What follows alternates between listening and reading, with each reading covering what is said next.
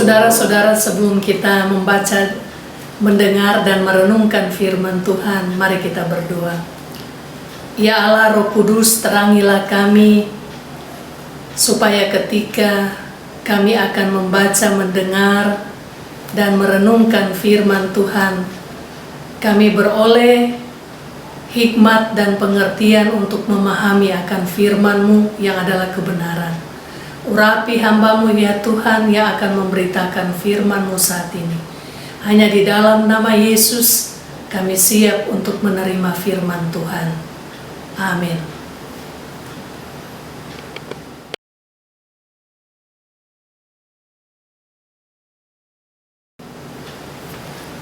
Saudara-saudaraku yang kekasih dalam Tuhan Yesus, saat ini kita akan membaca firman Tuhan dari Kitab Kejadian pasal 24 ayat 34 sampai ayat yang ke-49.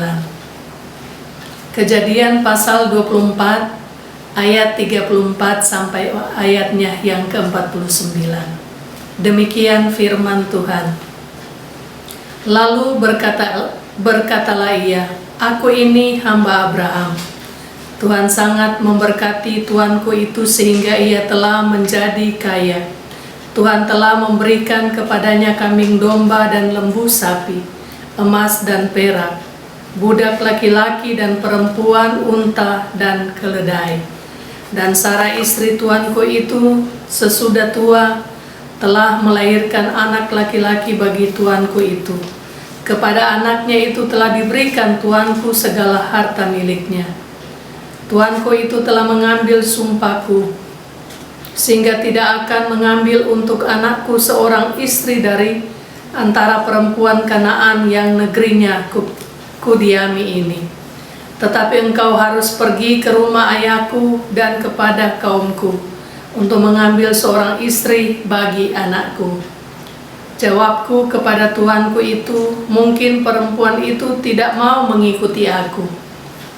Tetapi katanya kepadaku, "Tuhan yang di hadapannya aku hidup akan mengutus malaikatnya menyertai engkau dan akan membuat perjalananmu berhasil, sehingga engkau akan mengambil bagi anakku seorang istri dari kaumku dan dari rumah ayahku. Barulah engkau lepas dari sumpahku kepadaku. Jika engkau sampai kepada kaumku dan mereka tidak memberikan perempuan itu kepadamu, hanya dalam hal itulah engkau lepas dari sumpahmu kepadaku. Dan hari ini aku sampai ke mata air tadi. Lalu kataku, Tuhan Allah tuanku Abraham, sudilah kiranya engkau membuat berhasil perjalanan yang kutempuh ini. Di sini aku berdiri di dekat mata air ini. Kiranya terjadi begini. Apabila seorang gadis datang keluar untuk menimba air dan aku berkata kepadanya, tolong berikan aku minum air sedikit dari buyungmu itu. Dan ia menjawab, minumlah. Dan untuk unta-untamu juga akan kutimba air. Dialah kiranya istri yang telah Tuhan tentukan bagi anak tuanku itu. Belum lagi aku habis berkata dalam hatiku, Ribka telah datang membawa buyung di atas bahunya dan turun ke mata air itu lalu menimba air. Kataku kepadanya, tolong berikan aku minum. Segeralah ia menurunkan buyung itu dari atas bahunya serta berkata, minumlah, dan unta-untamu juga akan kuberi minum. Lalu aku minum, dan unta-unta itu juga diberinya minum. Sesudah itu aku bertanya kepadanya, anak siapakah engkau? Jawabnya, ayahku Betuel, anak Nahor, yang dilahirkan Milka. Lalu aku mengenakan anting-anting pada hidungnya dan gelang pada tangannya. Kemudian berlututlah aku dan sujud menyembah Tuhan serta memuji Tuhan Allah tuanku Abraham yang telah menuntun aku di jalan yang benar untuk mengambil anak perempuan saudara tuanku itu bagi anaknya. Jadi sekarang apabila kamu mau menunjukkan kasih dan setia kepada tuanku itu, beritahukanlah kepadaku, dan jika tidak, beritahukanlah juga kepadaku, supaya aku tahu entah berpaling ke kanan atau ke kiri. Demikianlah firman Tuhan. Yang berbahagia ialah setiap orang yang mendengarkan firman Tuhan dan melakukannya di dalam kehidupan sehari-hari. Shalom saudara-saudaraku yang dikasihi Tuhan Yesus Kristus. Damai sejahtera, sukacita untuk kita semua yang ada dalam persekutuan di dalam nama Tuhan. Walaupun kita sedang mengikuti ibadah dari rumah kita masing-masing. Firman Tuhan saat ini menceritakan bagaimana Tuhan menuntun hambanya Abraham, Eliezer, menemukan Ribka sebagai jodoh bagi Ishak. Ketika Abraham meminta hambanya mencarikan jodoh untuk anaknya, ada pesan singkat Abraham yang bisa kita lihat di dalam ayatnya yang keempat. Pesan ini bukan berarti gampang dan sederhana. Eliezer harus memutar otak. Perempuan mana yang harus ia pilih? Kan ada banyak perempuan di negeri asal Abraham. Bagaimana nanti kalau tidak sesuai dengan selera Abraham atau selera Ishak? Nah, dalam situasi itu Eliezer berdoa, memohon petunjuk dari Allah. Perempuan yang kepadanya ia minta minum lalu tidak saja memberi minum kepadanya, tetapi unta-untanya. Itulah yang Tuhan pilih untuk menjadi menantu Abraham. Dan doa itu dijawab Tuhan tidak lama. Menantu Abraham yang saat itu telah dipilih oleh Tuhan, dan doa itu dijawab Tuhan, saudara-saudara. Tidak lama kemudian muncullah seorang gadis cantik, Ribka namanya. Ia melakukan tepat seperti doa Eliezer. Kebaikan Ribka ini, saudara-saudara, merupakan jawaban dari Tuhan. Kita juga mengerti kadang, saudara-saudara, Tuhan bisa memakai kita untuk menjawab doa orang lain, atau doa saudara Tuhan jawab melalui orang lain. Saudara-saudara, Abraham saat itu sudah lanjut usia, tapi ia masih memiliki tanggung jawab untuk mencarikan istri bagi anaknya. Abraham ingin memastikan Ishak menemukan orang yang tepat dan sepadan sebagai pasangan hidupnya demi untuk kelangsungan panggilannya. Dan ini bukan hanya soal tanggung jawab secara lahiriah, tetapi tanggung jawab iman. Sebab itu, saudara-saudara, ia dengan tegas katakan, ia bukan perempuan Kanaan, tapi harus dari kaumnya sendiri yang beriman kepada Allah. Jodoh bukanlah hal yang sepele bagi Abraham. Ia sangat serius. Ia bukan hanya mempertimbangkan dan melihat bobot, bibit, dan bebet, tetapi juga dari sudut pandang iman. Sebab hal itu, saudara-saudara, berkaitan dengan janji Allah kepada Abraham dan keturunannya. Tuhan berjanji bahwa keturunan Abraham akan menjadi bangsa yang besar, dan melalui keturunan Abraham semua bangsa akan mendapat berkat. Janji Allah inilah yang selalu dipegang oleh Abraham sampai selama-lamanya.